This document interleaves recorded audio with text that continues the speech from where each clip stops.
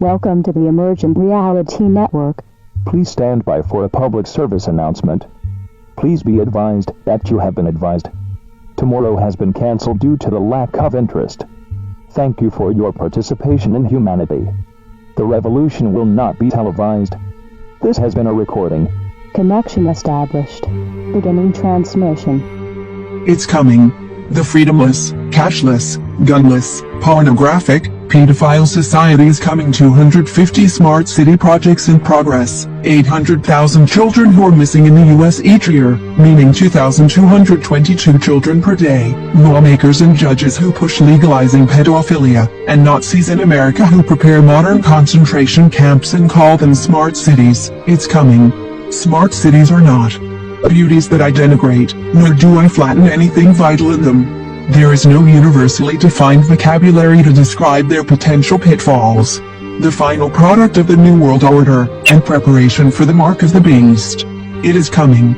In a fraction of a second, just as Twitter and Facebook shut down your account, they can also unauthorize your business and bank account, if they let you have any in the first place. We are constantly monitored and traced, and may be forced to integrate into the system and become saturated by the synthesis. Our personal health will become a matter of public concern, as it could potentially affect the public good. Those who disagree with the authorities will have their mental health pinpointed as the reason for their dissent, and could be forcibly medicated and monitored. Disobedience could be deemed a threat to the public, and those who resist could be held in contempt with the justification of the public good principle. We will become so heavily controlled that we forget the sequence of events that led us here, and will be relegated to knowing our place. The intensity and clarity of our thoughts could be considered a threat. We will be restricted in our daily routines, with set times for sleep and wakefulness.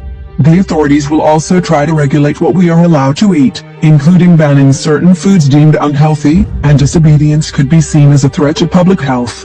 They could potentially exert severe control over what our children are allowed to read. They may even go so far as to prohibit us from having children, or they could force us to conceive children for them, only to take them away at birth. The possibilities are endless, but as a society that values freedom, it's difficult to imagine such a scenario. Have you ever known someone in prison?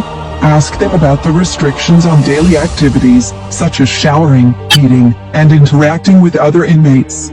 You can also watch movies set in prisons, but keep in mind that no historical prison was equipped with digital surveillance technology. Nothing in this world comes for free. The notion of smart cities and the life where everything is free, and nobody owns anything is a complete falsehood. You will become entirely reliant on the government for sustenance, and the most precious commodity of all, our freedom, will be lost. We will be all the same in pain, as pain doesn't discriminate. Under this new system, energy providers will no longer exist, as the government will be responsible for supplying and monitoring our energy consumption. They will track all digital technology within our homes, including the contents of our refrigerators. If we store any forbidden foods, the government will be aware of it. We will be required to use our microchipped ID to access public transportation, and we will receive a coupon limiting the distance we can travel, as longer distances consume more fuel and contribute to global warming. Each of us will have a carbon footprint tracking card, and the government will redefine what is and is not alright according to the regulations and the public good. Furthermore, artificial intelligence and robots will soon dominate society. Instead of prioritizing what is genuine and suitable for us, obedience will be the primary focus. Intelligence will be bullied as unappreciative and uncooperative, while those with lower abilities will be promoted, praised, and given higher positions. There will be no room for dreaming of future projects, as the government will have total control over our lives. Adding to this, we can expect an unprecedented increase in the proliferation of pornographic content. Currently, their success in bringing pornography, sex workers, onto the streets is evident. The bizarre and sexually deviant behavior we see in public is a reflection of the influence of pornography. Pornography has infiltrated every aspect of our lives, including offices, stores, national TV, cartoons, books, and schools. They are now pushing it even harder in schools without our knowledge. Parents are unaware of the explicit material their children are being exposed to in the classroom.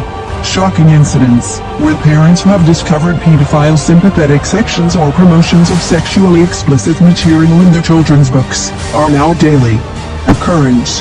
According to the National Center for Missing and Exploited Children NCMEC, 800,000 children are missing in the U.S. each year.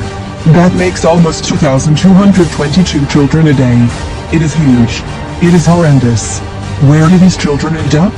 What if children are commodity and some in higher places provide them for some people? What is the biggest crime in our society? Pedophilia. What is the moral result of sexualizing children at the age of kindergarten or right after? It desensitizes society, and pedophile criminals will no longer be considered criminals, as the culture of sexualizing children will automatically decriminalize them. No crime, no criminal. All will be considered consensual. This is a systematic push and an organized movement by the establishment to gradually shift the parameters and decriminalize the criminals at the expense of regenerating our children. There is no mercy here for children. People who sexually educate children in kindergartens don't care about children's sexuality. The only thing they care about is to pave the way for pedophiles with no need to hide. They don't care about the children's needs. They care about children getting used to being touched. This will not stand. We are anonymous. We are fed up with pedophiles, and satanic shills expect us